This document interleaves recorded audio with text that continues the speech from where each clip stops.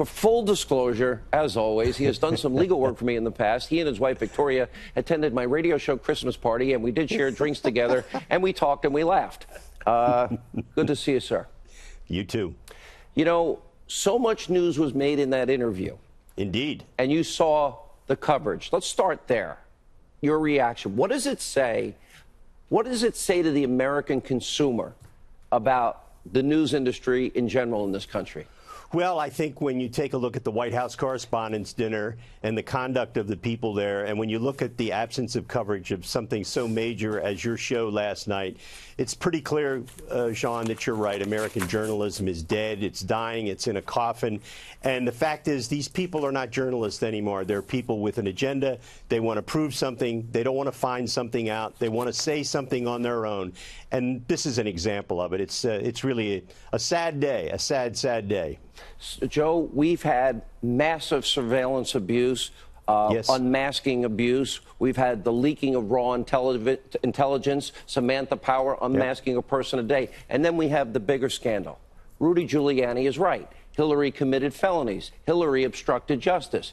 James Comey, Peter Strzok, Lisa Page, Andrew McCabe, and Loretta Lynch, they rigged that investigation. Then, of course, there's supposed to be Trump-Russia collusion. It turns out Hillary is paying a foreign national to use Russian sources that turn out to be debunked, and then that false political document, that dossier, is used for a FISA warrant to spy on an American associated with the Trump campaign in the lead up to an election. They're virtually silent on the biggest abuse of power scandal in the history of the country. Well, I don't think there's any doubt that judgment you've just made is absolutely correct. It is quite evident now that the Mueller probe is illegitimate. This effort to attempt to interview the President of the United States has now reached the point where there's just no doubt at all that the President should refuse to be interviewed by them. And that's because it's clear that that Mueller and his team of Democratic thugs are acting in bad faith. They know that the president, under Department of Justice rules, cannot be indicted. They have no evidence to indict him.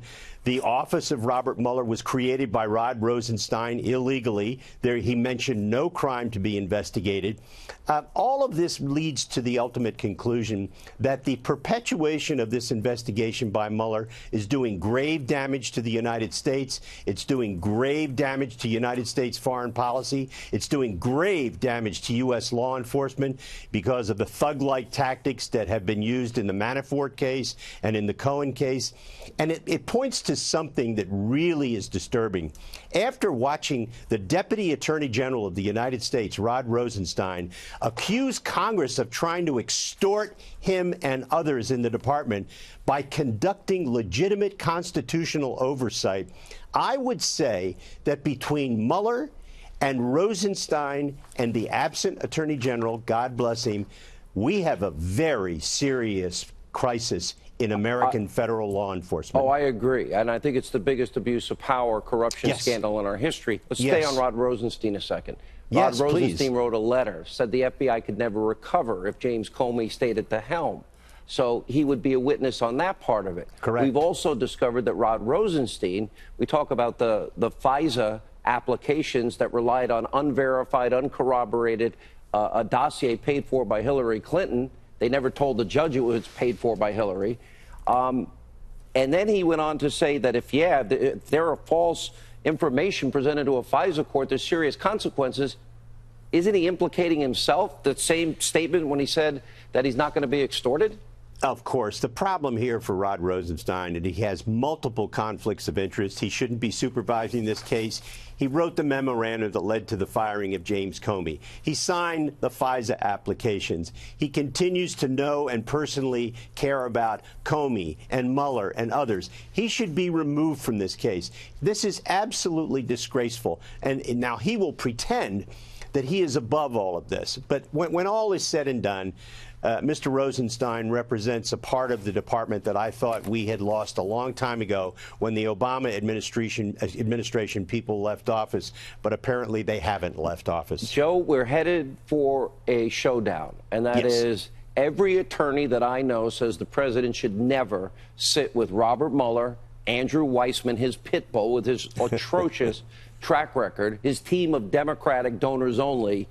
And if the showdown goes down and the president says no, if they won't agree to a proper written answers to legitimate questions, which I don't think they will at this point, then that means that it's likely that Robert Mueller will then subpoena the president of the United States before a grand jury. Yeah. This is where it gets somewhat legally a little bit tricky.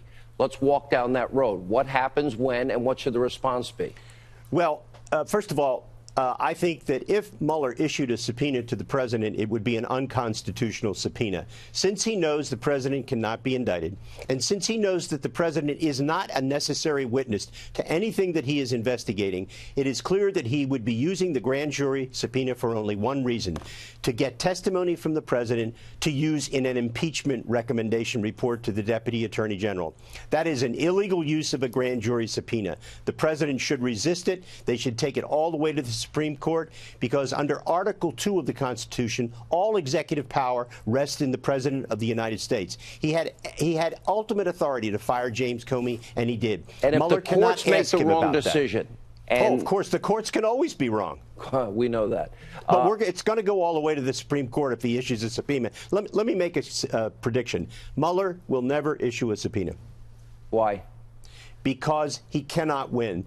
I disagree with some of the comments of Judge Napolitano earlier about the fact that Mueller will win ultimately on a subpoena. Let me just say this. Mueller will lose ultimately on a subpoena because it is unconstitutional. If it was granted and the president pled the Fifth, then they would offer him immunity, and then the perjury trap remains. Correct or not? That is technically correct, but you cannot issue immunity to someone when you are doing it illegally under the statute, because the only reason he would be giving him immunity would be to force testimony for an impeachment report. Mueller does not have the authority to issue an impeachment report, and he does not have the authority to use a grand jury subpoena to get presidential testimony for impeachment or any other criminal activity that never occurred, because he's dealing with the power of the president to fire people. So if Mueller wants to have that fight and tie it up in the courts for 6 months to a year,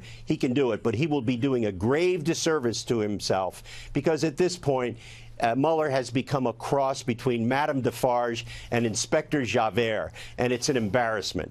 All right, Joe DiGenova, always appreciate you being on the program.